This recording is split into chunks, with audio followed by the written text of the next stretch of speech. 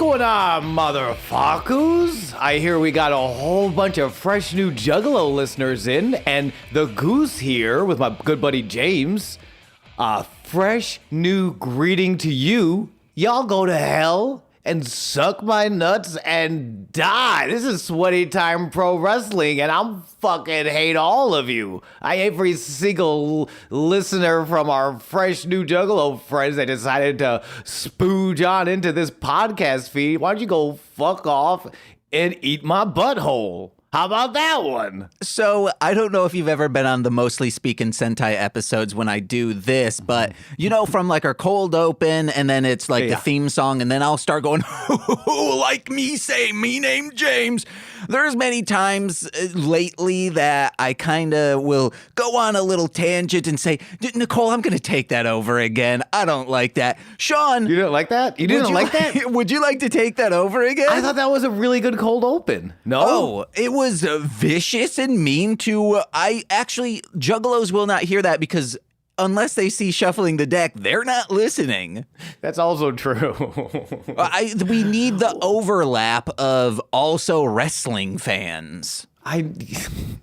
Yes, which is why I think we're getting in. I don't know where I thought this was going, because that's not the energy for the rest of the show. No, all right, we're taking it. Okay, we'll take it back. All right, wait, are we really taking it back? No, we're into it, baby. This. Welcome to Sweaty Time Pro Wrestling. Yes. That's what we need. We also, hey, listeners out there, let us know at Marshland Media on Twitter. How long does it take you to put on a shirt? Does it take 6 minutes? If so, you're in Goose's Corner. This is what I'm coming into the podcast. This is why there are going to be some sweet juggalos who are wondering, why did Goose attack me so viciously? A, I wanted to try something new. B, because I cannot wear a fucking shirt without criticism and critiques. The shirt is not the criticism. It's the fact that 5 minutes or 6 minutes before we started recording, you said, yeah, man, I'm ready. Just got to find a clean shirt. Or maybe that's the issue. You had to snoop through your roommates' laundry to find one of their shirts because all yours are stinky from Buffalo. Wow. They smell like fried wings. Fried?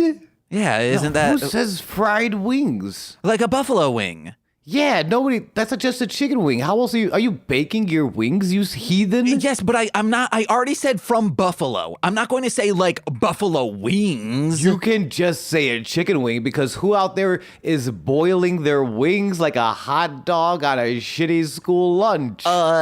This household actually has to because we're not going to fry up wings chicken meat to give to our cats. We boil it. Okay, well, they're cats. They don't count. Oh, okay, all right. I'm coming at two groups. No. Juggalos and cats today. The cat people, dog people are little doms, but fucking cat people stand strong. They're gonna punch you in the face, man. Yo, cat people are the most submissive because all cats are doms. No, because we are on the same level as our cats. One, we understand consent more so than dog people. Dog people are just like, oh yeah, let me scratch your belly and kind of jack you off a little bit. Gross. First of all, there's nothing wrong with scratching someone's belly and jacking them off. For some of us, that's the only way we know how to communicate. Okay. Secondly, I spent a week in Buffalo with my brother. We talked a little bit about before already. And I'll tell you right now, all cat owners are submissive to their cats. I'm not. They think they're on the same level. You would bend over your little bottom and ask, "Ooh, Mr. Socks, please give me another and another." Yeah, another kiss. Another kiss. Another kiss from the riding crop. The riding crop? From the riding crop. Okay, you can't just say the same thing over again. Explain what this means. A crop for riding. Oh, okay. I would have said the riding cob. Because like a corn on the cob, and it's a crop. And you can jerk off on it. Uh-huh. Oh, my God. Lather that up in butter. Get it going, bitch. Certainly. Also, welcome to Sweaty Time Pro Wrestling, a podcast in which me and James go through Lucha Underground Season 1. Guys...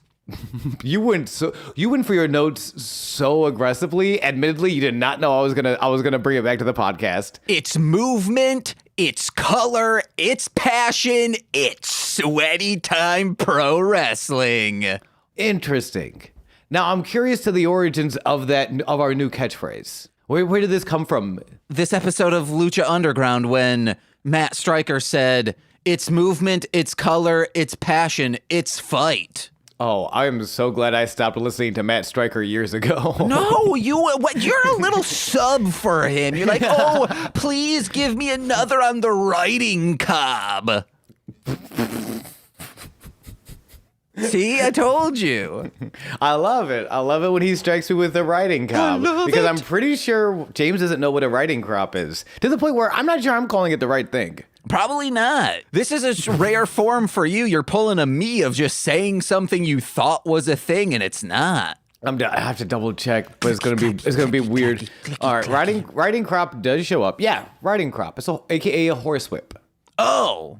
You may know it as a horsewhip in your strange Michiganian vernacular, but to all of us in the know, all of us cool horse kids out there, we know them as riding crops. Okay, is that the straight whip that you smack on their butt to say, yeah? Yeah, it has almost a paddle at the end. It's like a little leather triangle. Yeah, and you go, yeah.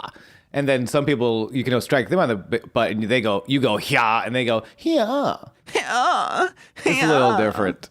I'm a little different. That's what my mom says. I'm not weird. I'm unique, you know? I like that. My mom says, why can't you be more like James? And I have to say, shut the fuck up, Mom. Yeah, you're That's weird. Nice. Yeah, it's not nice. Don't go armadillo style. James would never. He windmills. That's what happens when he gets into a fight. The weird thing is, and I didn't want to correct it on Formula. Hey, quick editorial from that episode of Formulaic, which you should listen to. It's a great episode. Uh-huh. But in the script, we suggest that I went armadillo style into my large starter jacket, which is exactly what it sounds like. In one of my first fights, I kind of just crawled inside the starter jacket to avoid getting stricken. You suggested it was because I was scared. I wish that was the case. In this case, it is because you're scared of ghosts, and I think me punching you is defensive. I will say it was defensive, but I also didn't know the difference between defense and offense at that time. Okay. So it's really weird to just be it's so much worse to be this is a good idea. I'm not scared because I know how well this will work. It's crazy that you didn't know the difference between offense and defense when you were watching the Bills every week, the greatest American team. You are very sweet and do not remember J.P. Lossman very well at all. May I interest you in Drew Bledsoe Buffalo Bills? No. No, you didn't. Trust me. Leave. Run far, far away. Run far away from the pain. What's that? Is that your new EP? Yeah. I forget what song that is. It's a song. It exists, but it's my new EP. It's called Riding Crop? Yeah, a.k.a. Horsewhip, a.k.a. all cat owners are subs. No, they're not. I'll pick up Butter, even though I know she'll scratch me. I'll say, pick you up, and then I set you down elsewhere because you're currently, I don't know, on something you shouldn't be. She's been doing, so we moved, you've seen it, we moved the cat tree to another location. It's no longer in a corner, so they have 3 points of entrance and exit. That has made them so fucking daring that Butter is just jumping onto the hard wood floor from the top of it and just a thud. And I'm you are going to break your leg one of these days, and I'm going to have to deal with it. We have to move it back. We got to get this tree out of here. Aw. The Christmas tree. Oh, man. Well, that was the same thing Alberto El Patron was saying about his career around this time. We have to move it back to Lucha Libre, which he did. And he will do in this episode 14 of Lucha Underground, Open Mic Night. Sean, this is your time. Open mics. Oh, my gosh. Yeah, because I will never be booked on a show again. Open mics, baby. Let's go. If all of a sudden you're like, hey, I'm going to this open mic, saw a flyer, some kid handed it to me and was like, it's a bringer show, you got to bring some friends. That's not an open mic then. That's a bringer show. Well, they do it differently in Los Angeles, in Birmingham Heights, okay? I don't remember. Hold on now. What heights is it? Birmingham? Burling Heights? Where's the place that they keep saying they're located in? Fuck. Boiling? Boyle Heights. Oh, okay. A Boyle Heights street fight. All right, there you go. Okay. If it were Broiler Heights, we'd be in a Burger King, baby. Oh, wait. If it was Soiler Heights, you'd have pooped your pants. Oh, fuck. If it was Goyle Heights, it'd be Meowth talking about some chicks. I love this. This is the podcast now. If it was Go on. Foyle Heights, well, that might be Weird Al doing a parody of Royals. If it was Royal Heights, it might be Lord doing a parody of Weird Al. Yeah. Hey, who's the weirder Al? Weird Al or Al from Step by Step? I gotta give it to Weird Al because Al from Step by Step is just directing the Goldbergs and whatnot. That's true. And going on air. We didn't talk about this on the podcast. No, we did not. Okay, should we? Are we saving this for a different podcast? No, we can say it real quick. Going on errands, talking to me because Steve Barnes gave me my mortal enemy, Steve Barnes. You beautiful, thoughtful son of a bitch.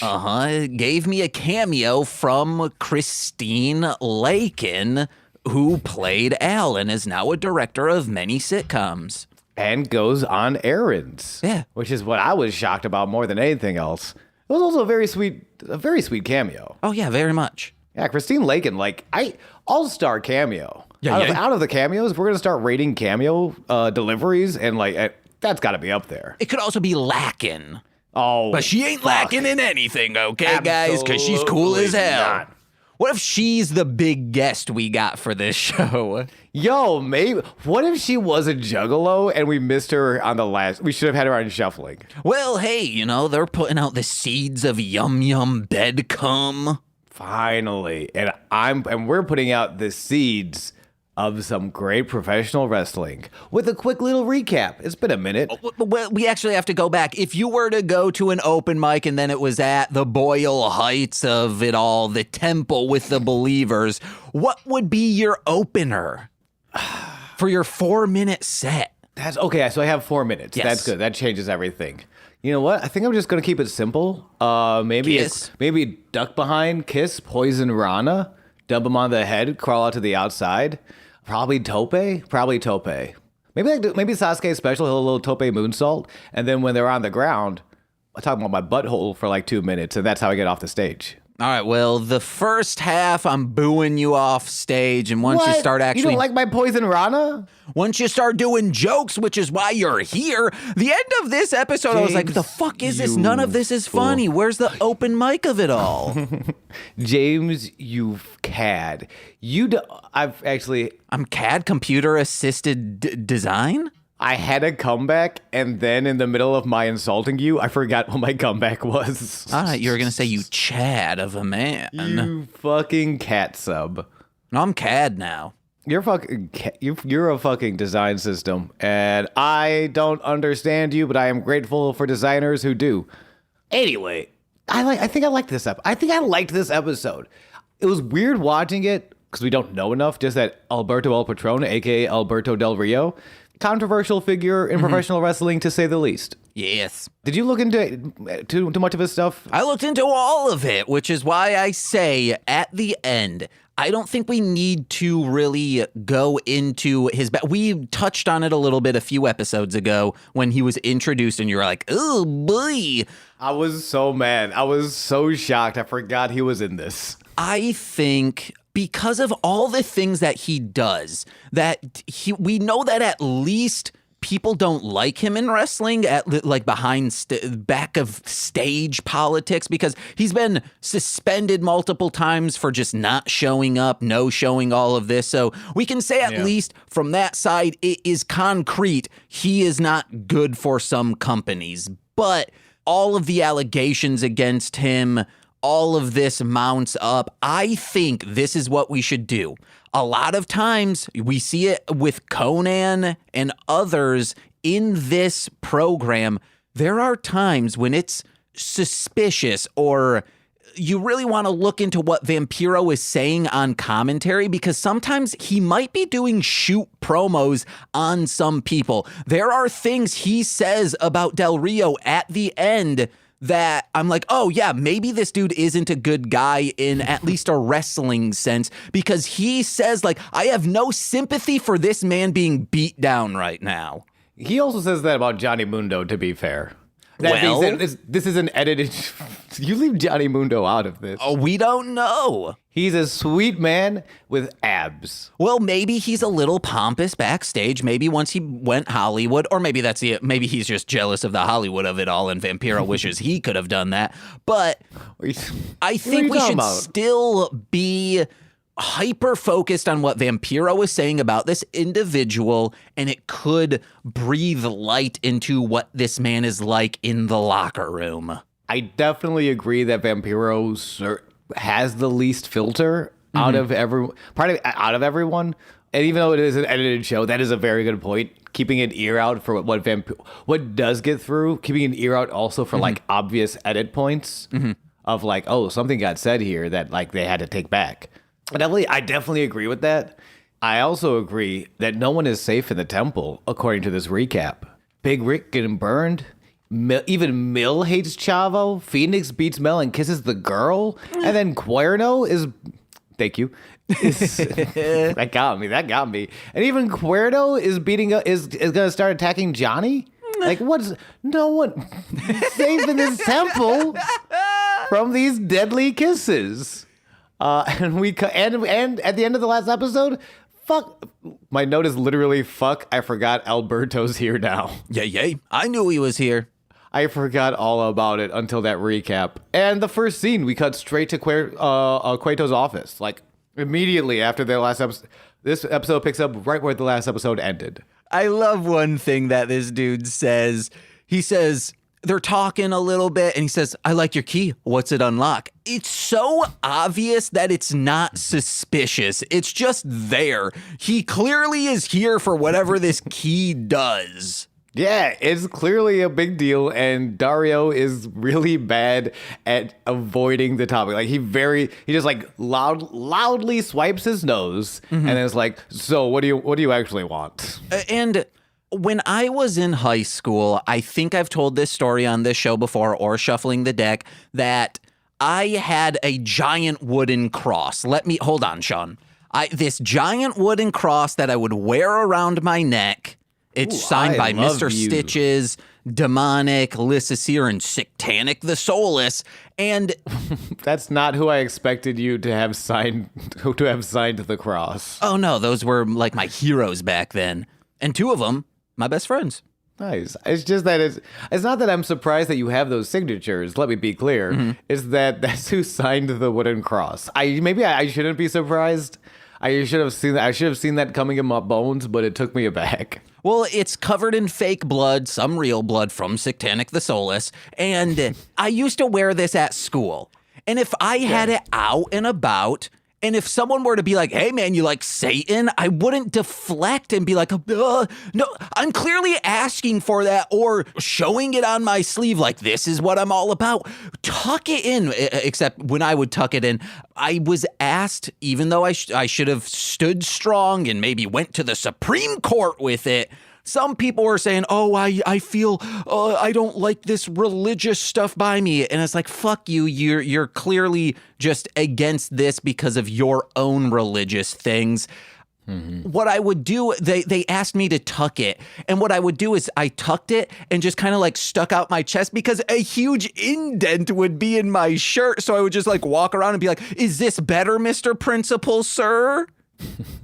So, yeah, man. He should have it tucked if he doesn't want questions. No one take that out of context. Ooh.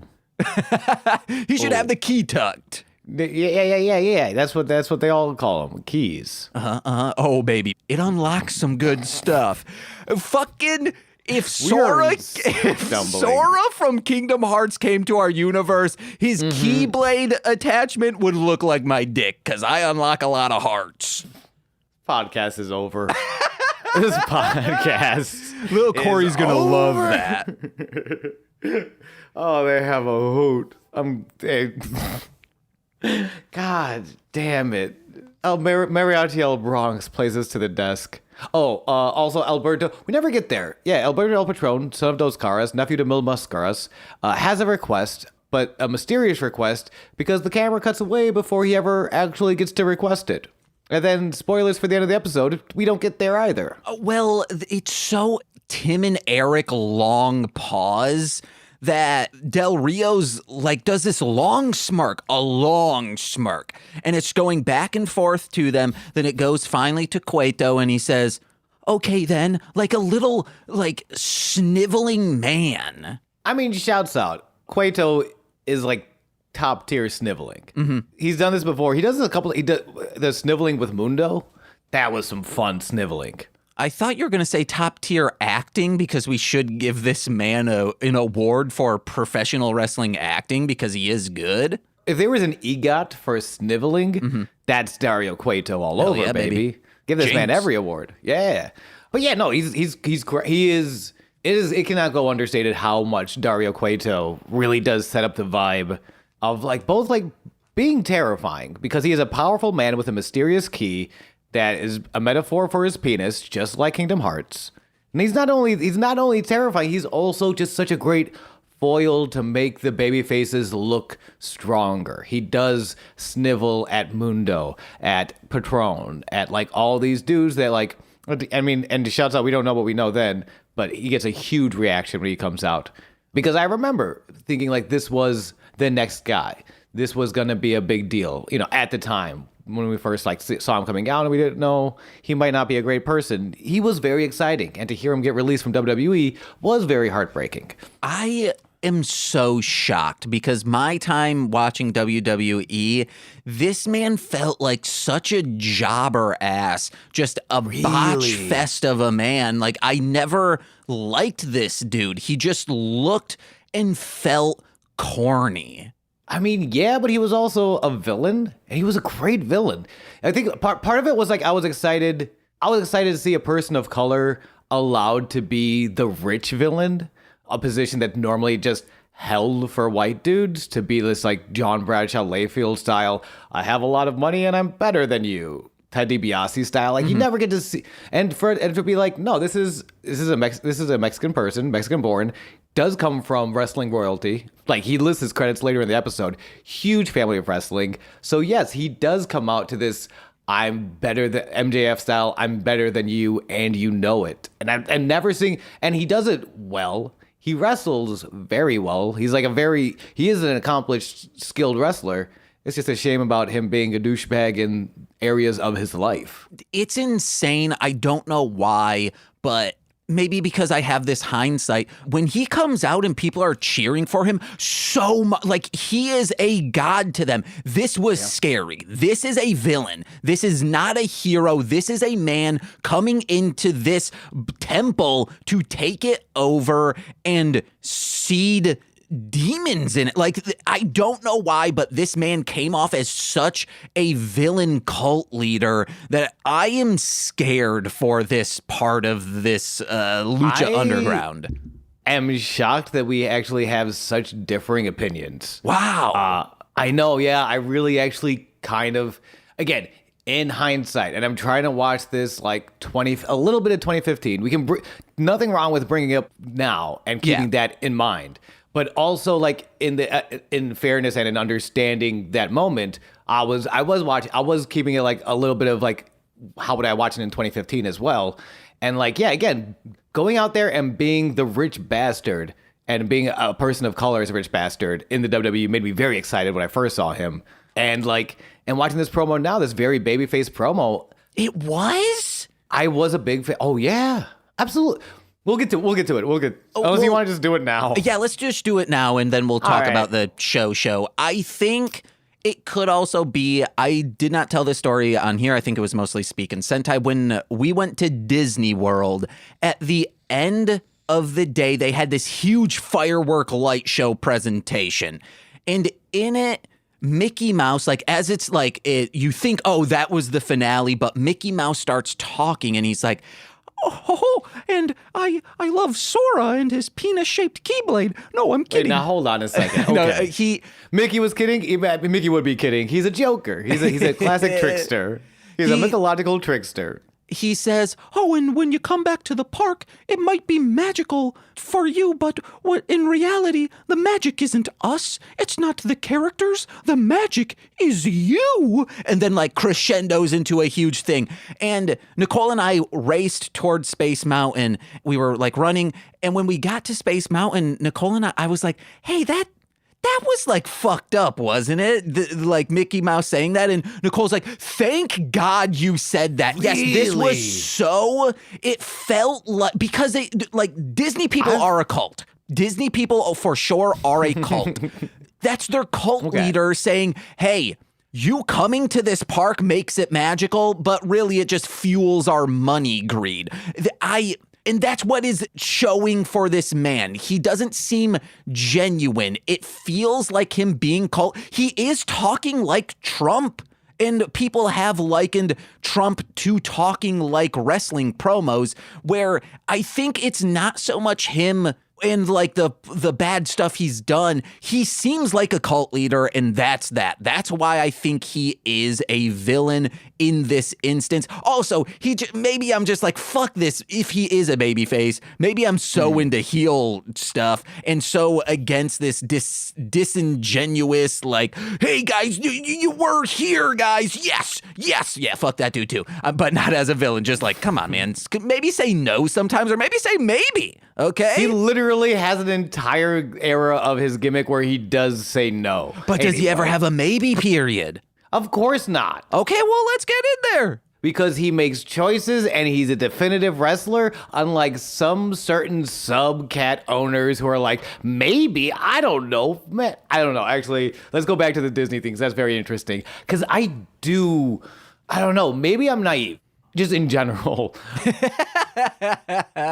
Because I don't mind certain, like, you're making this happen, thank you for being here style moments. I mean, I do that a lot. I feel like that's something when I'm streaming, and I try not to do it too much, but I do go out of my way to say, hey, thanks for being here because you didn't have to be here.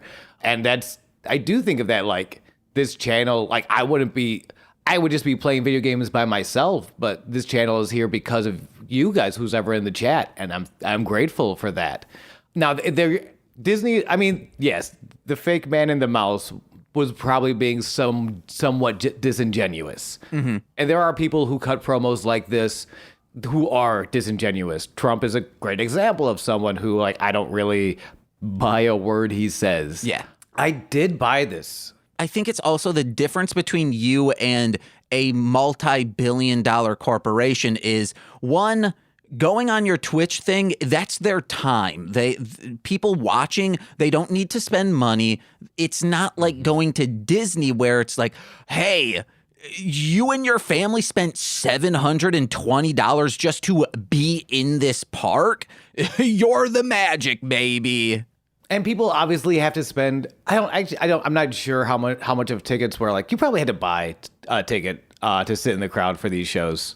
Oh wait, for Lucha Underground? Yeah. I don't think you did. From what it looks like, I think it was just like a reserve a ticket type deal. Kind of like if you're going to see Conan or Saturday Night Live or something. Yeah, I think because it's in the studio setting, that's why you would do that opposed to paying. And if you did have to pay, it was probably minimal prices. Yeah, well, a minimal price was certainly not paid. All expenses were paid for Alberto El Patron to come out with the AAA Mega Championship, which is the main heavyweight championship in AAA. AAA, of course, being a huge promotion in Mexico. The promotion that inspired / basically is Lucha Underground is an offshoot of AAA. Mm-hmm. Debuted in 2007, effectively unified the International Wrestling Council, the Grand Prix Championship, the Super X Monster Championship, the Mexican National Heavyweight Championship, and the Universal Wrestling Association Championship. So that's like it unified 5 belts into one. The inaugural champion. What about the Universal Monsters Championship? That was won by the actual Monstars. Oh. They all wore it together. Yeah, they all hopped on each other in a large trench coat. And it was very cute and very deadly. But for the Mega Championship, inaugural champion won by IWC champion El Messias, a.k.a. Mil Muertes. Whoa! Dude's been wrestling longer than I thought, so I do apologize for everyone for all the times I accused this man of being green. He's been around since 99. Okay. All right. Guys, I guess I need to be the professional for this show. I will be the one doing all the knowledge. Okay. Well, James, anything else you want to say about the AAA Mega Championship that Alberto El Patron brings to the ring before this promo? We're adding in the Universal Monsters. The Monstars are going to take down Del Rio and take what's rightfully space aliens. Finally, somebody had to say it. And just like somebody had to say it, somebody had to chant it. It's weird because I do remember watching before he even gets to the ring. People are excited to see him because he was a prominent Mexican wrestler on American television. Like it's this weird thing. Like, and we didn't know at the time. I think at this point he's still married to his first wife before she passes.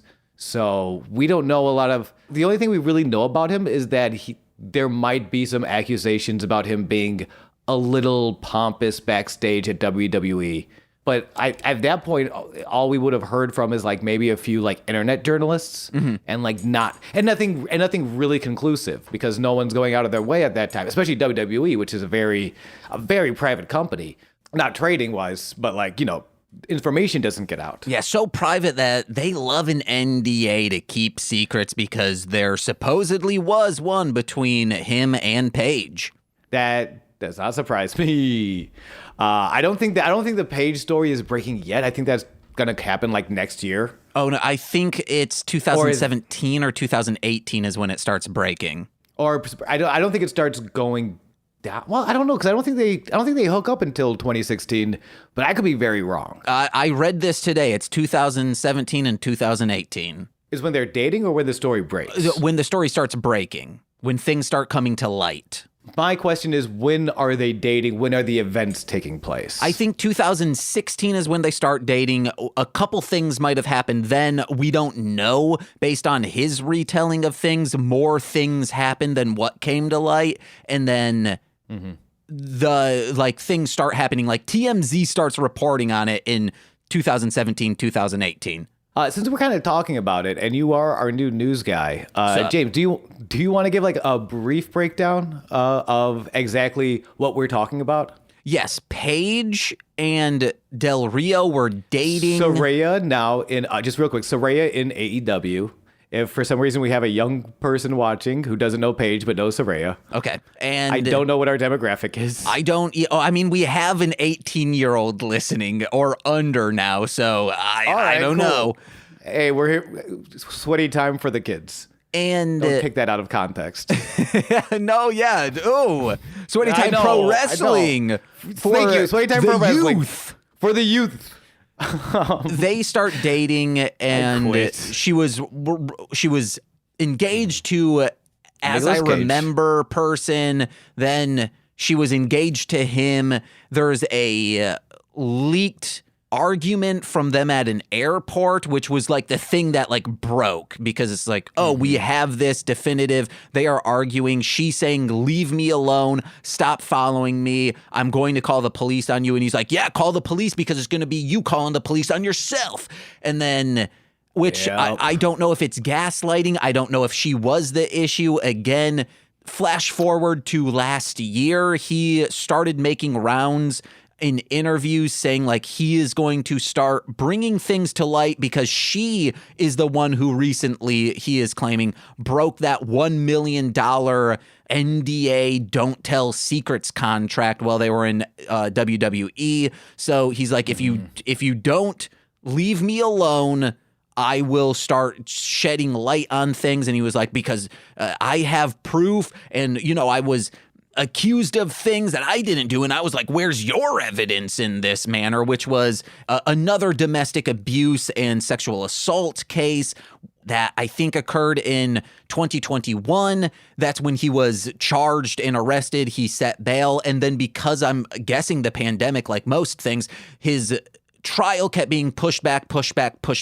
which the charges were dropped, but those are situations where we still don't know if he was or wasn't innocent because if you are someone who is not a world-class wrestler or commentator for the UFC now, you might not have the money and resources to keep a lawyer on retainer to keep updated with these new trial dates being set. So it could have just been a matter of money. We don't know why those charges were dropped. Well, one of the main reasons the charges were dropped was a witness failing to show up. Oh, okay. Yeah. We do know that because actually even further back, it was 2020 was supposed to be the trial, and then they kept pushing it back to 2020, and then they kept pushing it back into 2021. But so that's it. It doesn't look good either way. I don't want to comment on that because we don't know that. But and even the Soraya stuff, the Paige Soraya stuff, we don't know a lot about. We do know a lot of drugs were involved. Shout out, Soraya has come, and I'm pretty sure Patron has come forward about we both would have been what you would consider an addict at that time. But I remember that video is hard to watch. And there's a couple of videos like that are hard to watch. More than anything, it looks like two terrible people. You both need to deal with whatever is going on, but it doesn't look good.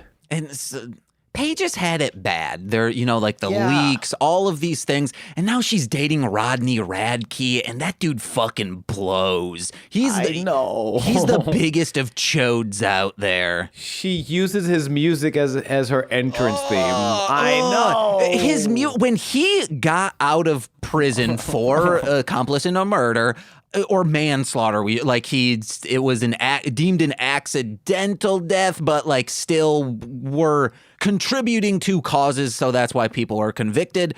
He made an album with Falling in Reverse, I think was the outfit, where he was dissing his old band for kicking him out and not standing by his side, and that album is fucking great. Besides I think one song where he starts rapping. Oh, why? So, he's an amazing singer. He's a fantastic singer. But then following his next albums, he just keeps rapping more and more, and he's so cringy at it. He sucks. It's dude, you're singing so well. Focus on that. Yeah, he's no Cole Beasley. That's the tight end of the Buffalo Bills, also notorious anti-vaxxer, also notorious rapper. Cole Beasley's crazy. But so I don't know what's going on there. But she seems to be happier though, so that's good. She's sober, which is amazing. That's so hard for anyone to do. Yeah. And so shouts out to her. And honestly, with the unknown, I don't know what's going on with El Patron right now.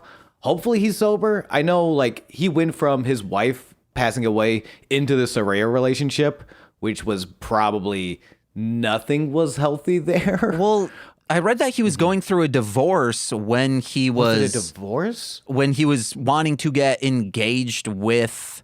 What's her face? You are probably correct with Paige. Yeah. Paige Soraya, yeah. Damn, okay. You are probably correct because I don't know, man. This is a weird promo. I hate there are parts of this I really like. There are parts of it I really like because of who he is, but there are just lines I'm just going to steal and never give him credit for. The way he opens, there's only friends here tonight. If you're a cult leader, it's terrible. Yeah. But if you're earnestly very excited to be back in a home promotion and back in something you love doing that you didn't think you'd be able to do again, I think that's actually very sweet. Something about there's only friends here tonight. I don't have to impress anybody because tonight you're all my family. So let me get a little bit more naked and take off my jacket and take off my tie. I love that shit. I felt like if I didn't know anything about the future, if I had zero hindsight, I would have fallen for this in a minute. He talks about how he loved his name, Dos Caras Jr., but he had to leave the United States to become a household name, an idol, an icon for my people, La Raza. And I'm like, fuck yes, for your people. Oh, wait, you're a bad guy. Like, not in character. In real life, you're a bad guy. But that one got me, too. I had to become an icon for my people. And the way he just screams, La Raza. I'm like, fuck yeah. Wait, no.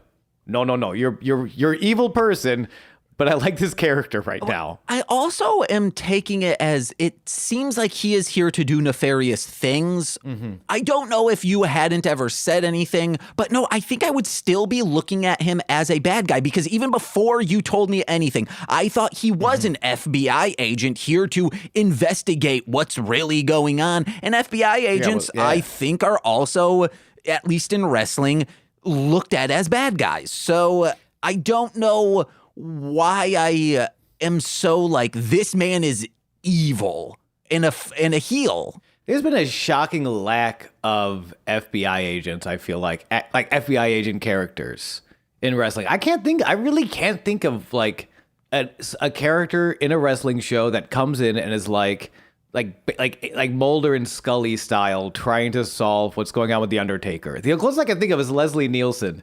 I think that's WrestleMania 13 or something. What are you talking about? Stryker and Vampiro are FBI agents every single day because they're female body inspectors. Oh, baby, they're gross this episode. Yeah, not to sound like a pervert for this episode, but I agree. Let's get back into wrestling. Real quick, let's talk the end, because the end seems important. Oh, yeah. So he gets to the end of this promo for his people, La Raza, and it talks about the revolution begins. The revolution is Alberto El Patron. Bay is cut off and jumped from behind. They don't do a great job setting this up. They actually don't even bring up what title he's carrying until the end. But he is jumped by the former AAA Mega Champion, El Tejano Jr. I loved it. It was worth noting. My favorite part, because I didn't realize this, and I'm kind of bummed. This is a really cool moment. He jumps him with the bull rope. He ties it up. He wraps it around his fist. He punches him in the face with it a whole bunch. And what they touch on it. Vampiro starts to get in on how Alberto won the title from Tejano Jr., but doesn't get into, in 2000, the debut of Alberto when he was still under the mask, when he was still Dos Caras Jr., he debuted saving his father, Dos Caras Sr., from the original El Tejano, this man's father. Oh, yeah. So it's not just, so this is a feud. This is not just about the belt. This has been going back for years, and at this point, decades. Yeah, it's Tekken. This is Jin versus Hwoarang going back, paying off Kazuya versus Bayek. Mm-hmm. This is some Tekken ass shit, and I loved it. I wish they would have gotten a little bit more into it, but I loved how fucking Tekken this shit is. And since we all know Alberto El Patron is a piece of shit, let's go Tejano Jr. Tejano's our guy.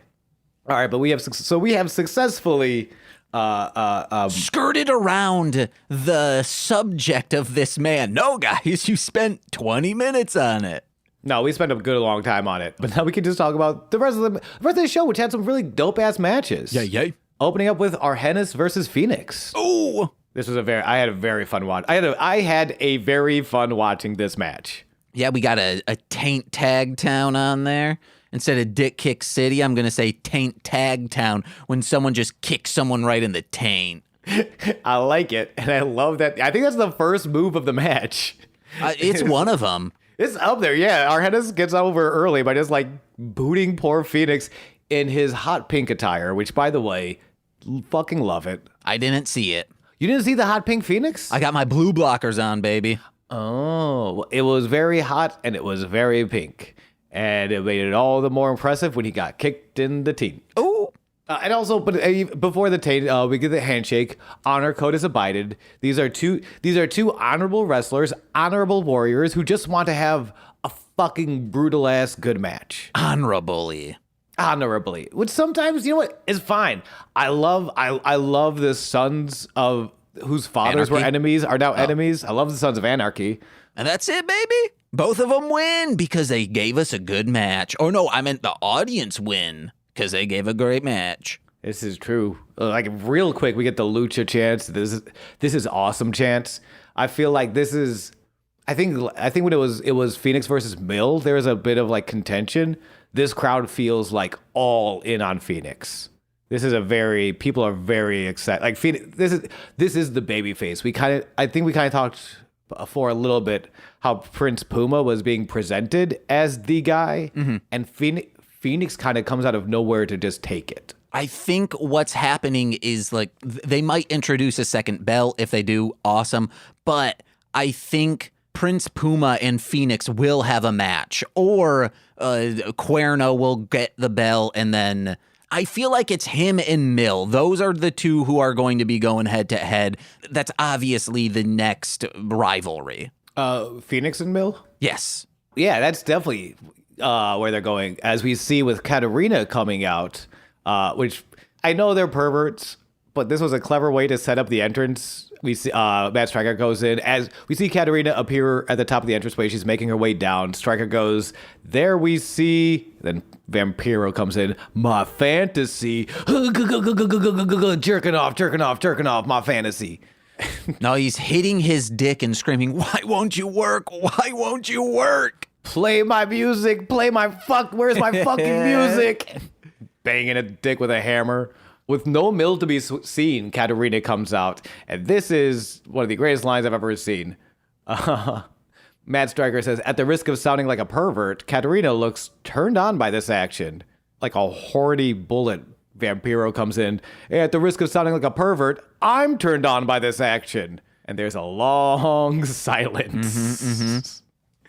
And everyone's beating their own penises and clitoris with hammers. I hope someone gives us a 5-star iTunes review or Spotify review saying, at risk of sounding like a pervert, I'm loving the action between these two co-hosts. Hey, at the risk of sounding like a pervert, I'm loving the action between us, James. Ooh, baby, you a pervert as hell. Oh, you a pervert as hell. And our Hedis is a pervert as hell with this tombstone pile driver. Kidding.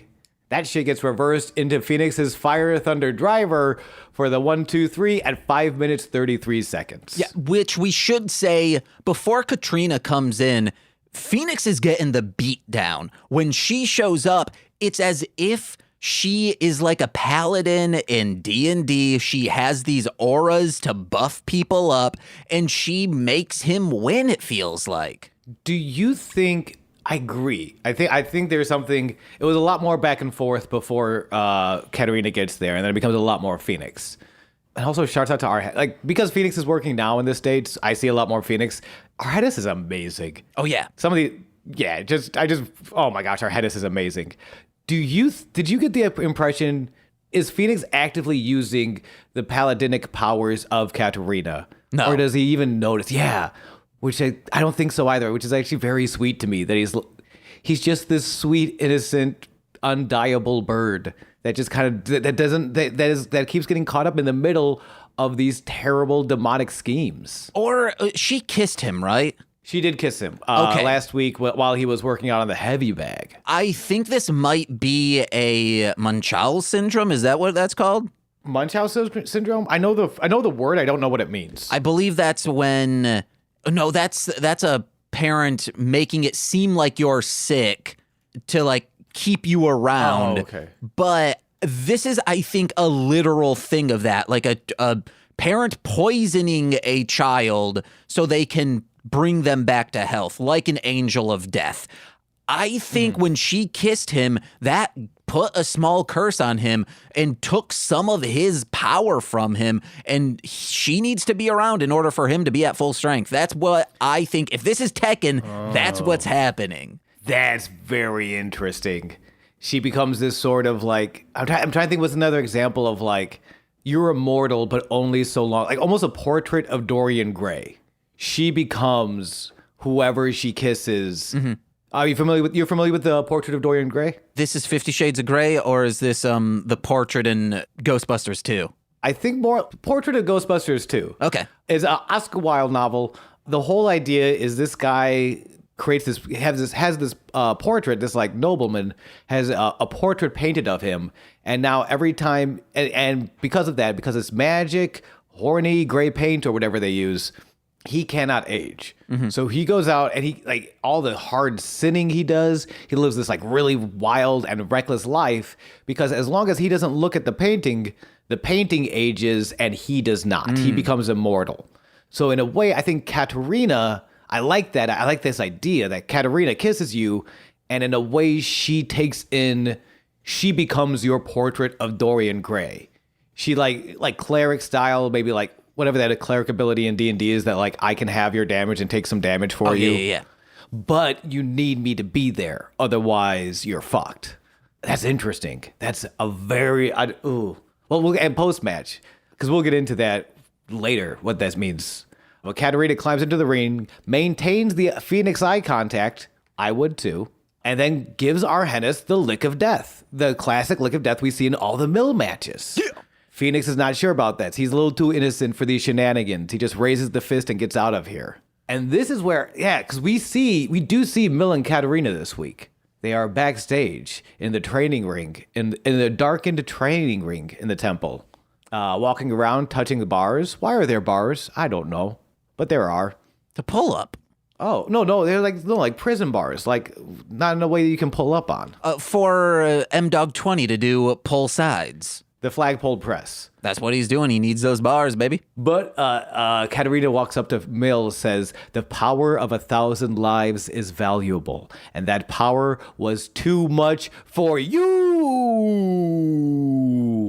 You need to, and just like that, Mill throws a thumb over the lips to shut her ass up, goozles the neck, and choke lifts her off the ground.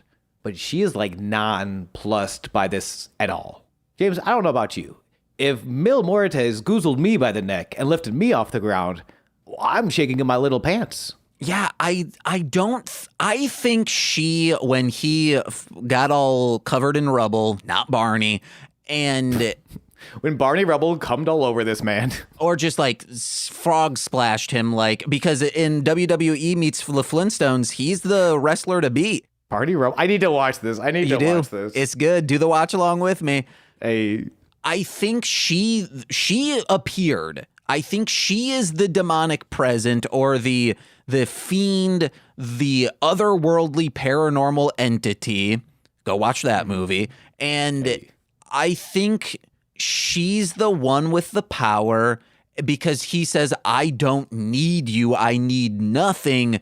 And this choke scene is hot. It's so much sexier than all 350 Shades movies combined. Fuck yeah, it is. It doesn't even need the choke. When he puts his giant hand that is attached to a muscular body just on her lips, I was like, are they going to start fucking? I hope so. I'll take my blue blockers off for that. I'll take my answer off the air, please. Like, for true. And the way, again, she's so nonplussed. She's so clearly in control. I think more than a demonic, I don't know if she's a demonic presence so much as I feel like she is the necromancer. I think she brings out, she's in control of the demonic presence. That's not to say that she can't lose control. Like a necromancer or like a lich can lose control. But at this point, she has it. What that has to do with Montanza and the key, I don't know. There's definitely something about maybe her finding him in the rubble and bringing him back with the necromantic power of 1,000 deaths. Have you ever seen Fanboys? No, but I've seen that title on Netflix for a long time, and it was always like, I'm not bored enough yet to watch this. It's very good. So It's about a friend who... No, this isn't a spoiler alert. You know this very early on. They are obsessed with Star Wars, and it is right before Phantom Menace comes out. And it's them hatching a plan because one of their friends has cancer, and they're trying to see Phantom Menace before he passes away from cancer. Aww. I would love... I feel bad for booing them. I would love a, feel good. I might pitch this to Hit It and Crit It. A feel good campaign where it's a bunch of friends trying to, achieve for their friend who has some illness to become a lich. Like, they are actively, we need our friend to survive. Maybe they're not even a full-on necromancer. They're like, well, how can we, none of these magic spells are going to work. What can we do? I guess turn him into a lich so he lives forever. There is such a mark of, good storytelling and creative storytelling when you can take a trope that is commonly villainous. Like I think at this and turn it into like, well, what's a good sign of that? I don't think Katrina is the necromancer to do that. I'm pretty sure she seems pretty evil. Oh yeah. I don't know if she's gonna have a surprise hero turn. But I always think of the McElroy's Adventure Zone and how they handle liches, where they have spoilers, but this podcast came out years ago. There are two very famous, very evil liches that the boys fight as like the fourth boss fight or something. But there is also two characters who become liches to kind of like they fall in love and they're gonna lose each other. So they do something like that. It's very sweet. I support this. We need to save our friend and turn him into a lich so he can go see the Star Wars with the two-head lightsaber. Hell yeah, baby. Wow. After our lich / necromancer is put down and smirks, she smirks after the choke, and Mil walks away. Like it's very that's huge to realize too. Mil Muertes is the cat owner in this relationship. He's just a little sub for Katrina. And as our sweet little Mil Muertes walks down the hallway, fucking Chavo walks out of a door. God damn it, Chavo. They kind of stare each other down for a second. Chavo's like, okay, I'm going to walk away. I'm not going to walk away. Sucker punch. And it does not work. No. Mil catches that shit immediately and throws Chavo into a goozle, grabs him around the neck. Chavo was not having as good a time in it as Katrina was. And Mil lets Chavo know, next week you pay your debt. Yeah, because Mil's been out back with a hose helping Chavo empty his bags. Yeah, and you know what? He's sick of it. Also, because Mil's mad at Chavo for disrespecting Lucha, right? I think so. Probably. I think that's it. Where Mil's like, maybe Mil's might be going on this hero turn before Katrina is. That's what I was going to say, yeah. Yeah, because Mil, as much as he's like made up of 1,000 deaths and is a walking corpse and is not evil, he's kind of like Brian Cage level evil at this point, where he's more self-serving than he is actually evil. He's also a child. Like, we're introduced to him as a like young boy who had to survive a Barney Rubble frog splash. Yes, so he could be emotionally, we don't know, but like when you have a serious trauma happen to you like that, like you need to stand strong, but still, unless you go through the motions and the work to be able to evolve mentally, you might still be that like boy at heart, which could be like, hey, I needed to do this in order to survive. I needed this kiss of death in order to keep living and prevent things like this from happening. He could just be an anti-hero.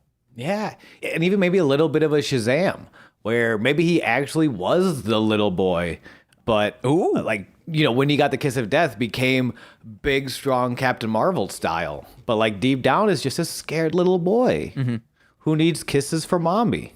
And mommy, not to sound like a pervert, is giving me a big old stinky in the confessional booth. Oh, man. As the camera cuts. I have questions for you. Okay, I didn't write all of this down. I kind of just wrote down the first line. But we have a silhouette in a confession. First of all, why does the temple have a priest on call? Like, everything else about the temple has been like, they're training, you know, a locker room, a training gym, like a weights room. You know, what you would expect at a lucha arena. Well, Sean, they've gone to second locations. I just assumed is this the second location? Yeah, I just assumed this was I don't think it's like a church temple. It's just like, in quotes, a temple. Yes, but I don't know why, something in my heart tells me this is taking place in the temple. Also, in the Lucha Underground arena. This is a nominational temple. They are not crossing streams and be like, yeah, let's get some Catholicism in here. Oh, yeah, let's just throw it all here. Yeah, this is the dad from Seventh Heaven.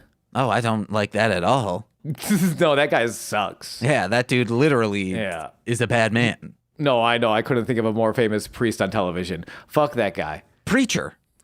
Whatever, same thing. From AMC's Preacher. Yeah, he was. You know what? Let me take two on that. All right. Yeah, the man hearing confession in this scene. That's Larry the Zucchini. Ooh. Hey, is he a cucumber? Fuck, he's a cucumber, isn't he? All right, take three. Oh my God. Yeah, the priest in this confessional, that's Larry the Cucumber. Oh, yeah. You're right, man. He probably was. He was talking just like that guy. This show sucks. This podcast sucks. Okay, so the first thing I think our silhouetted man says is... Forgive me, Father. I'm about to sin. I'm going to destroy 3 Judases who betrayed me. Sean, I have never been to confession. Of course, I am a heathen. Have you? Yeah. So... it is the second I think it's our second sacrament. Yeah. Third is communion. I don't know what that means, but... Okay. Would this hold up in the court of St. Peter of, hey, I'm about to sin, Father? Does that absolve you of the sin?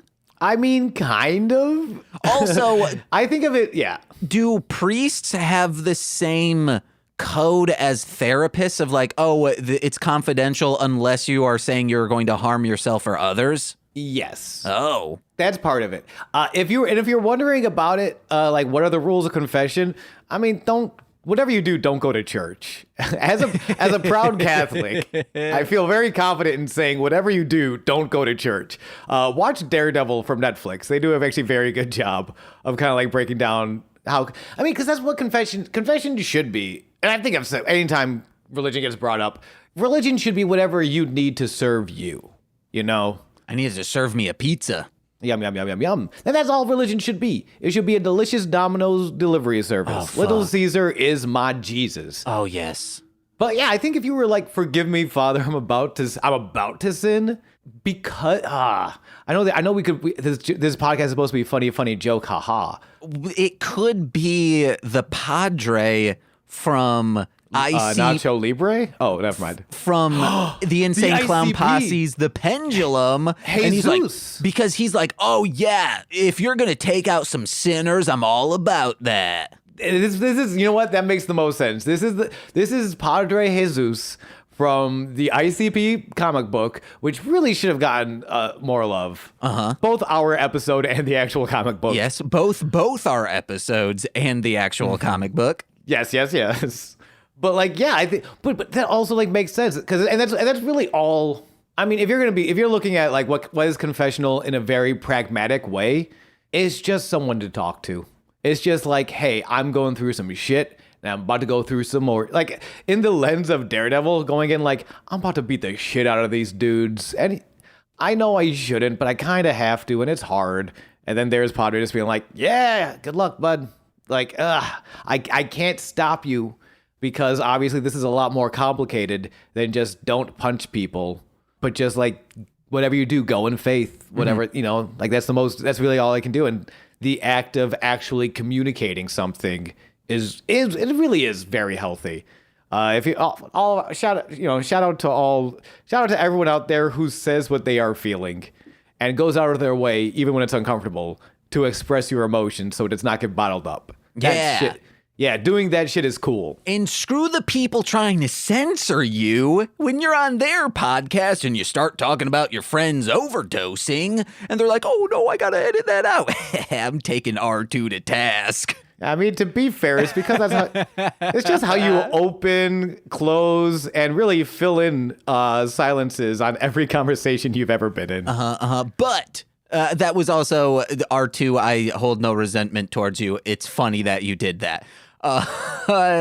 You should talk more about it on our show. I'm yes. starting to get jealous of R2, and because she gets to hear all these dope ass My Friend Are Dead stories, and I'm over here scrambling for bits for this. Anyway, please continue. I was going to say, if you are looking for a place to talk to someone just to get things off your chest and you don't want religion involved at all, the best way to do that is become friends with me and start a podcast. That's very true. I think before moving on, I think I like this a lot. I think this made me kind of come around to Big Rick. Me too. I love that he's about to go Old Testament on their ass. I love that he's about to burn them like they burned him.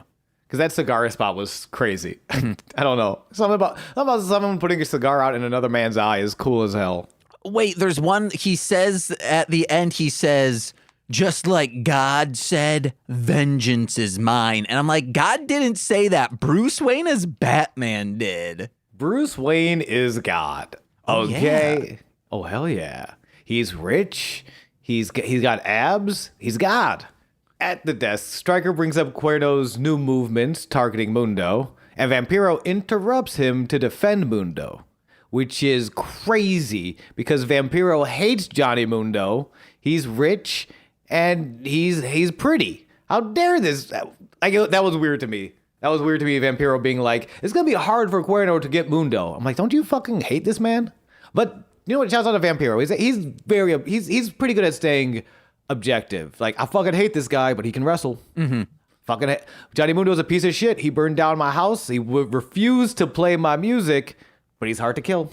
Hey, Conan stole roles from me back in Mexico, but hey, gotta admit, he is a legend in this field. Absolutely. Legendary match coming up. Fucking our boy, Son of Havoc with Ivelisse versus Johnny Mundo. I was very excited. Match starts. Son of Havoc and Ivelisse come out first.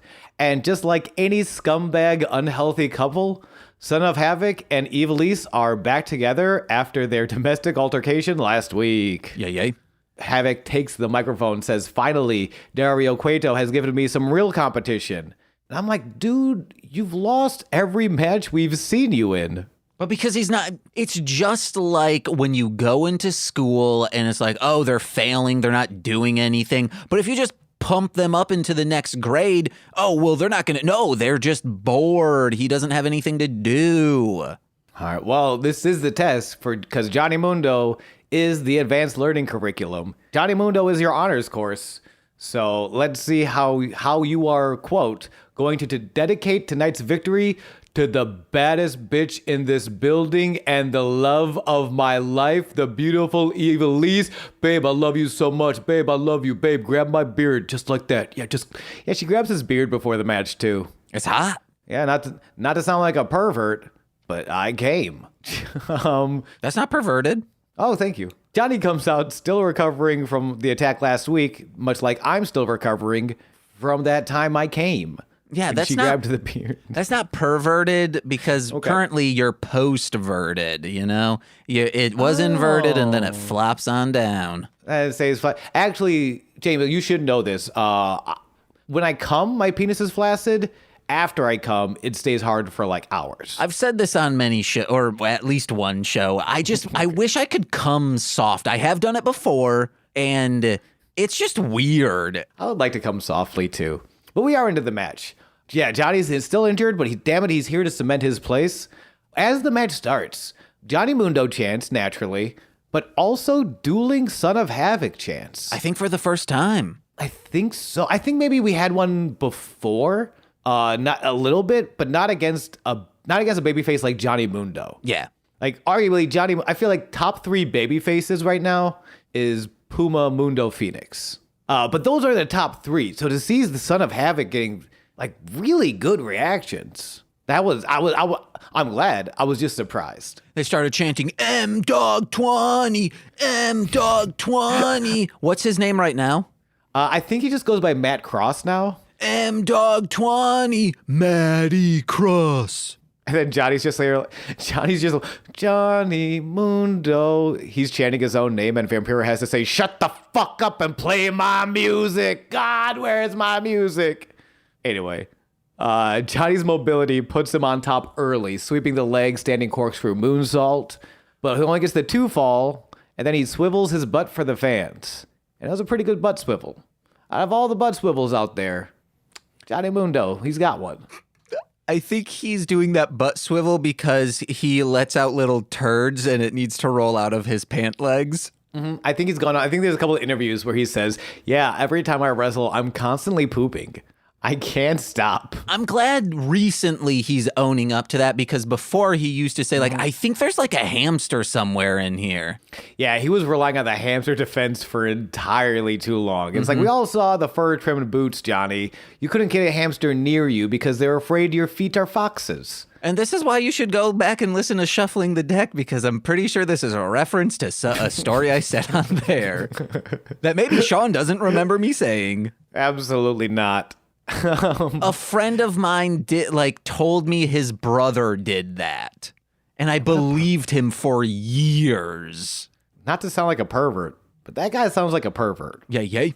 I love this spot where at some point, Son of Havoc kind of powders out and is only on the screen for like a second, but he sees Johnny starting to take a run to go for a dive to the outside. And Son of Havoc has the cutest, oh shit, and then Tom and Jerry style scurries away to get away from Johnny. Like he practically jumps up in the air and runs in place for like 3 seconds before a tiny dust cloud appears around his feet and he takes off. It's just like the cutest, I gotta go. Oh, God. For an evil man and a scumbag, he's adorable. Yeah, there were two. My main notes are just like two specific spots in this match, and that's there's a time when a Havoc jumps from the ropes and Johnny like rolls out of the way real quick as fast as he can, but if you slow it down, it's maybe like a foot away so dangerously that Havoc almost just slams it, like stomps on his brain. Yeah, there is. I mean, when they say don't try this at home, legitimately, these are two of at the time and even today, the best workers, especially in this style. Like Johnny Moon, and from two so vastly different places. You know, Johnny came up in WWE Tough Enough and was a WWE guy. Yeah. Like really so much of his career, he was trained in the best facilities. They had some of the best trainers we had in the country, where, you know, Matt Cross tried out that first season of Tough Enough, got cut pretty early, but like stuck around and kept working and grinding. And as vastly different places as they come from, they're still both at this amazing, like breathtaking level of their skill and craft. If I ever have the opportunity to talk to either of them, hopefully it's Johnny Mundo, I will bring up this match and say like, hey, what wizardry did you guys do to make it that your back didn't break when you were on all fours and Son of Havoc just dived into your spine? Yeah. I thought this was going to be a snuff film and he was going to be dead. I'm like, what fuckery did they do? Did he like give out on his legs? But I guess both of them could have given out on their legs to like kind of like go in with, I guess Mundo shouldn't have, but Havoc could have like kind of bent his knees and then rolled over. I don't know. It looked like it was a killing blow. But the only reason you can get away, I'm assuming there's part of that is pulling the stomp last minute by the attacker buckling the knees. But before that, you have to be so precise to like make sure you don't buckle your knees and like break your knees or something. Yeah. And that's the thing there is this. And it's why I wanted to highlight that they're from such different areas, but at this point in their in-ring skill and this high-flying aerial style, they're both so precise. I mean, we talk about the flagpole press, which we see here in this match as well. So clean, so impressive to be able to do, but to do it in a point, and it normally could be such a babyface maneuver. Sometimes high-flying moves and very exciting-looking moves are hard for bad guys to do because we want to cheer them. Because we're just like, that looks really cool. I applaud that. And Son of Havoc, because he's kind of been this workhorse for the company for so long, is getting there. But the way where he places that in the match, right after Ivelisse sort of interferes, and then he follows up the Ivelisse interference with that flagpole press, I think it was so intelligent, not just from like a skillful physical manner, but like understanding the story of what they're telling. Yeah, like they might be going for a Son of Havoc babyface turn sometime, but not right now, and not against Johnny Mundo. Oh no, because you can even hear we talked before. Like listen to the tone of the crowd if there's dueling chants, usually the children, especially the women and the children, if you can kind of hear the lightness of the lightness of tone, because it is very much son of havoc, Johnny Mundo, son of havoc, Johnny Mundo, and it's like, yeah, if the kids are cheering for Johnny Mundo, those are your merch sales. Oh yeah, you know, that's your hero. Yeah, but they were doing, man, they're doing son of havoc. They're really letting Matt Cross more than the other matches. Great match with Pimpy, phenomenal match with Masquerita. But this match, man, you catch the cartwheel off of the top rope. Mm-hmm. Son of Havoc dodge. Son of Havoc's on the top rope. Johnny Mundo's like, get off the top rope. I'm gonna punch you in the knees. He cartwheels off of the top rope. I don't know if I've seen that before. I fucking loved it. Or Johnny Mundo grabs him as Son of Havoc is holding on to the top rope. Mm-hmm. Like from the bottom, and then Johnny Mundo grabs his legs and is about to like do something, like throw him up, but when he throws him up in the air by the legs, he does like a front flip and then lands perfectly. Yes, he does. It's wild. I wonder, I want to meet them. I don't want to say Johnny Mundo more than because I want to meet Matt Cross. That would be cool as hell. But I'm curious because again, I'm curious if it was this point of Johnny being like, I'm out of the WWE. It's a shame I got released, but here's a really cool opportunity to wrestle an amazing worker that is not in the WWE that I would not have the opportunity to wrestle otherwise. Because it really felt like Johnny gave Son of Havoc a lot. Matt Cross definitely got to showcase Matt Cross stuff in this match in a really beautiful, like, I would recommend this match, at least out of this episode, to go out of your way to watch. This is something very, very special. I'll be honest, he was showcasing his ability so much, I was surprised when he lost. It was, and in a way that makes a lot of sense for the character. Yeah. There's also shouts out to Johnny, who at some point kind of like stops being so pretty and is like, I think after the second Evilise interference, he's just like, fuck this guy. I need to get out of this. Yeah. I need to get out of this alive, and gets real vicious. And that's Son of Havoc's issue, is he just wants to keep gloating, which is this match is a great dichotomy and juxtaposition of the next match where Son of Havoc is doing it this style incorrectly compared to Pentagón Jr., which we'll get into in a second. Yeah, and we'll get to the end of this match is Son of Havoc on the top rope, literally going, babe, hey, babe, watch. Babe, are you watching? Babe, watch. I'm going to do a dive. Babe, watch me dive.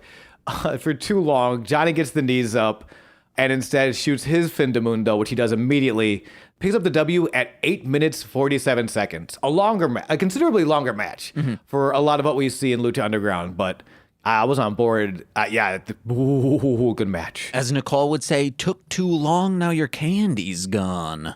Oh, man, but you know what? I'm glad. Whoever took that candy, I hope they enjoy it. I'm getting a delicious apple after that match. And at this point, Matt Stryker said, at this point, or maybe it was Vampiro, at this point, it doesn't hurt anymore. You are on the adrenaline. You are trying to win. You're just pushing through the pain.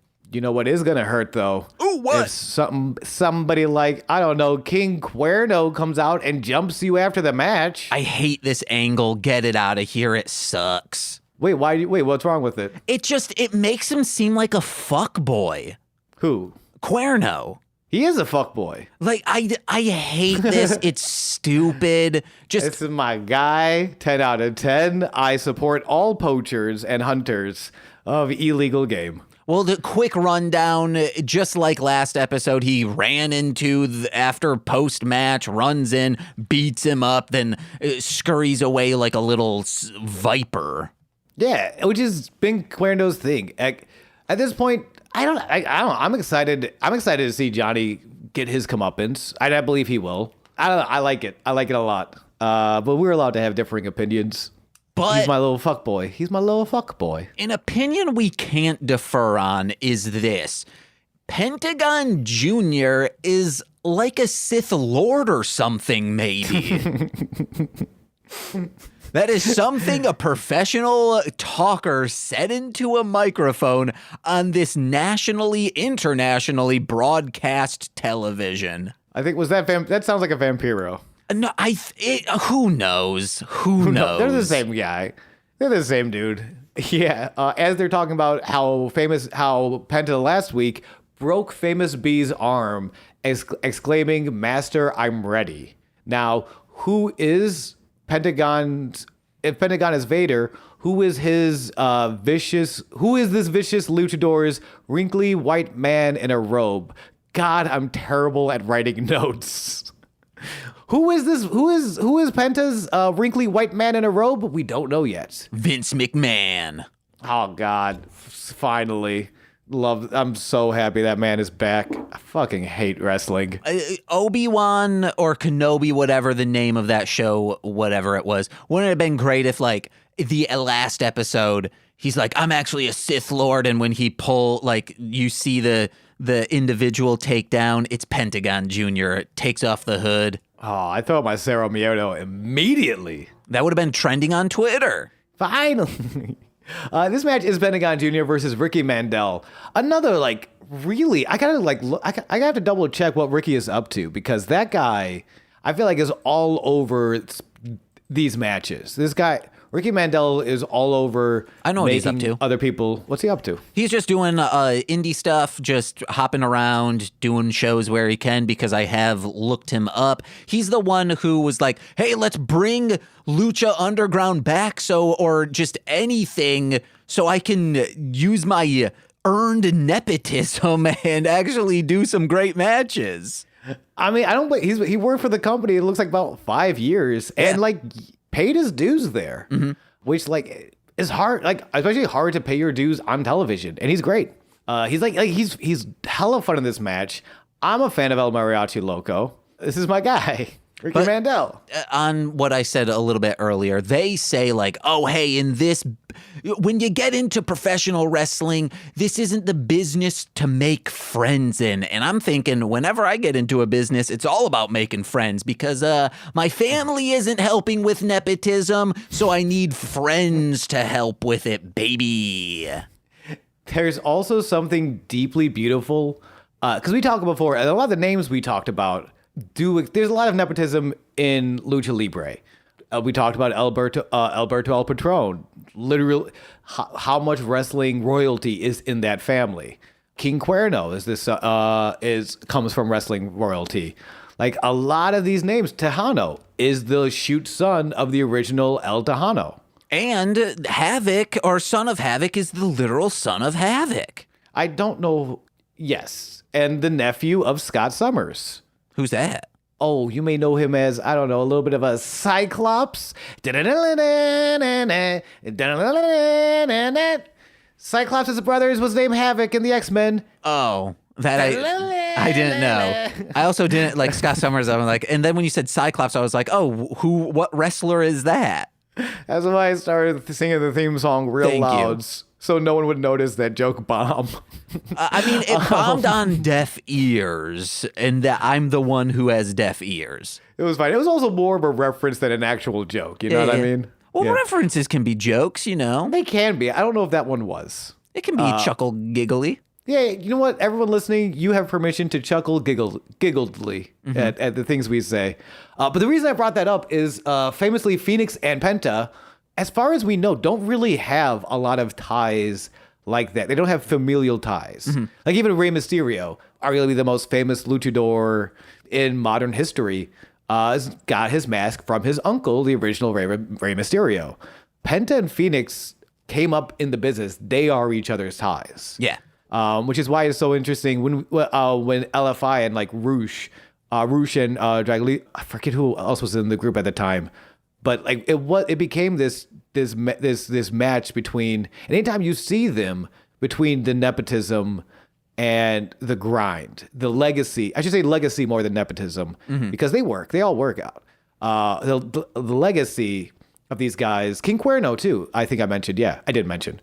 And just these young guys grinding who just had nothing, who only have each other and fought their way up. And I think that's especially what Pentagon is sort of circling his character around in this new brutal, vicious side. That I don't really have anyone. Chavo betrayed me. Who could have seen that coming? I ask you, who? And like now I need to focus.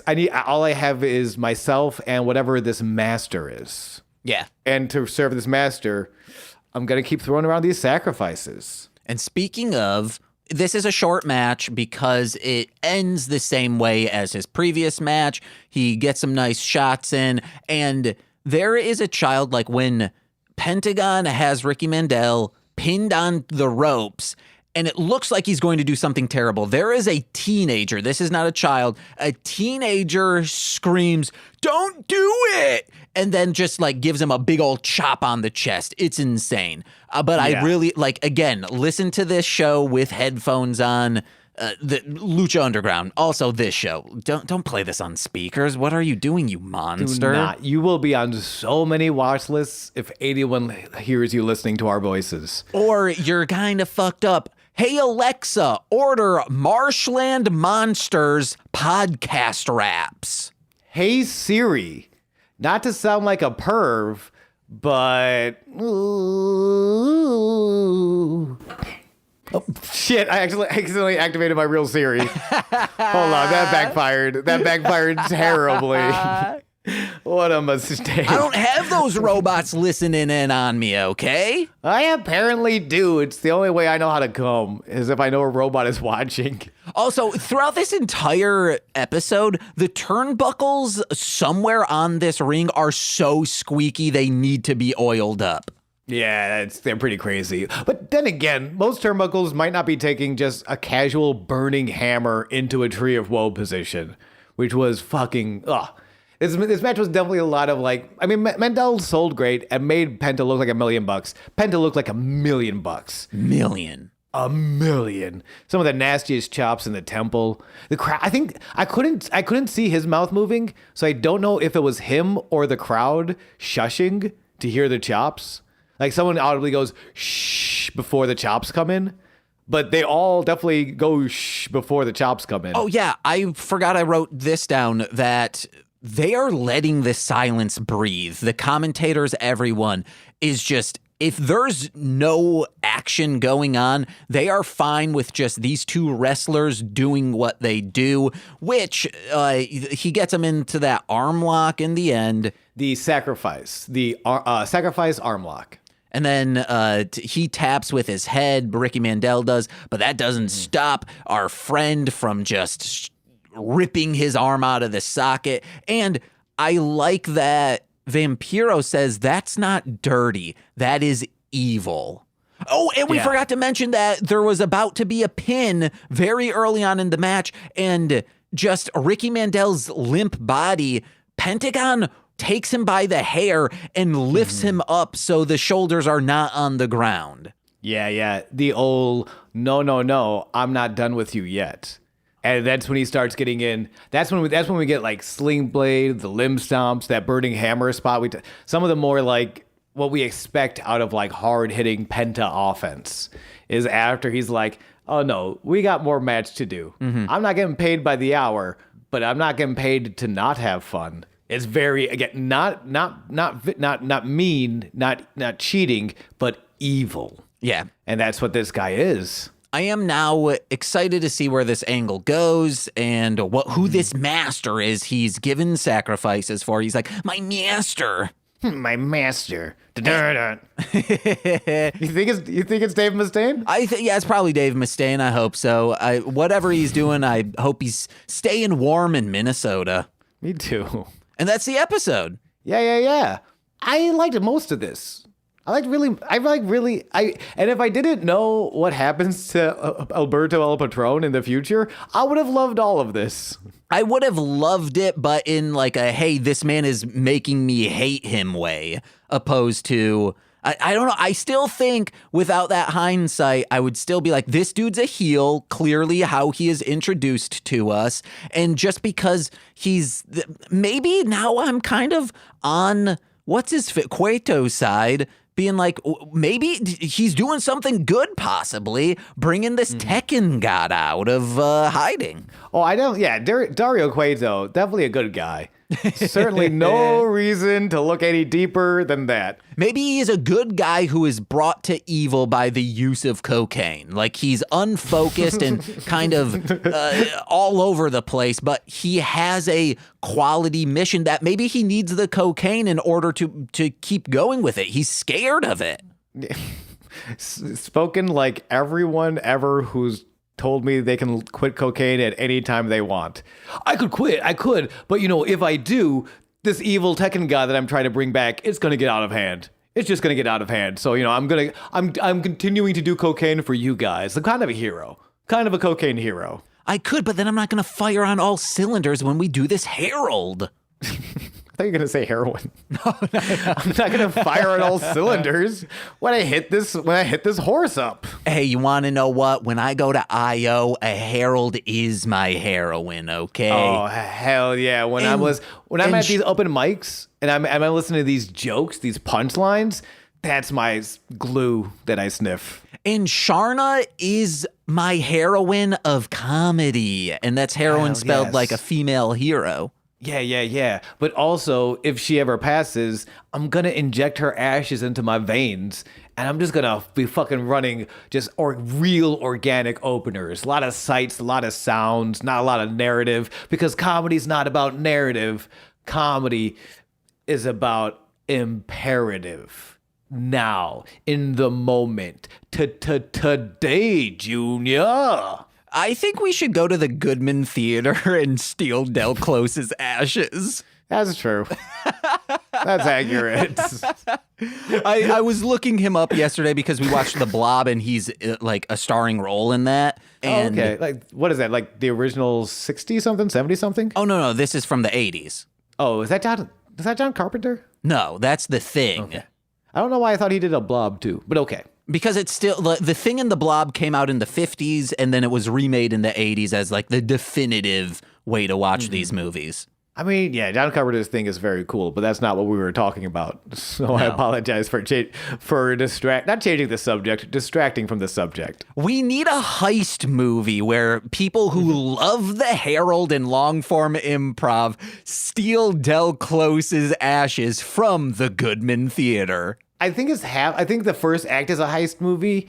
The second and third half, I'm going to say stoner horror comedy, where their whole plan is to bong rip the ashes, and then, oh no, they're haunted by Del Close.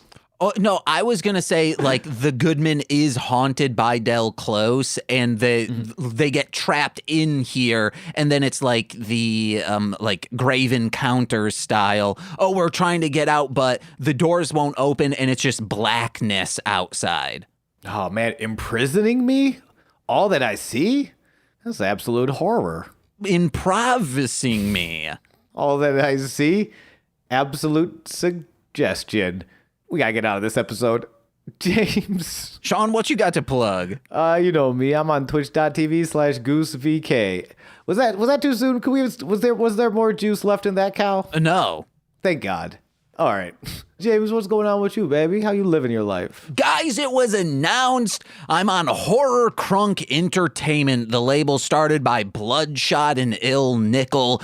Check me out. Fucking go. I got a new single. It's a remix, a horror synth version of Catastrophic that was on King Kaiser X, and it's there to announce that I remixed a bunch of Horror Crunk Entertainment artists' old songs, made them new with my own beats. They're sounding crispy, and that album is releasing Friday, February 10th, wherever music is found, in a hard copy physical edition because horrorcore people like that.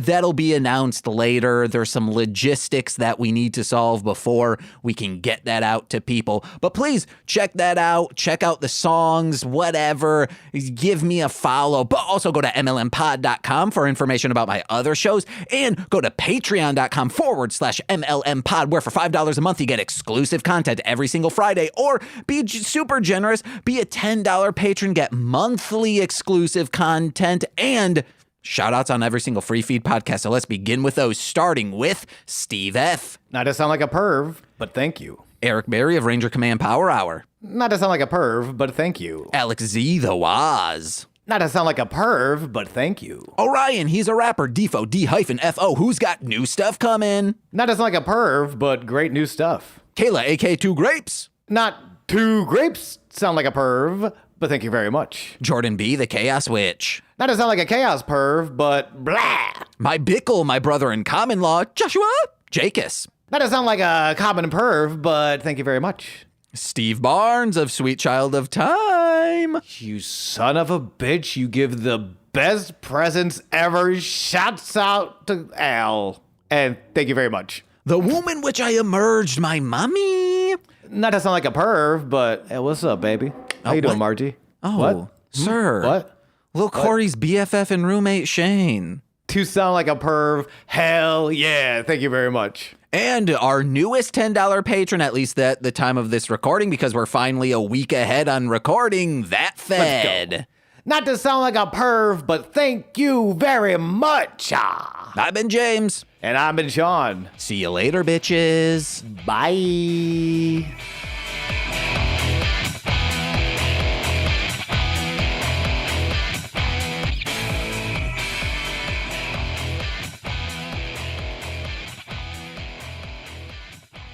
Oh, yeah.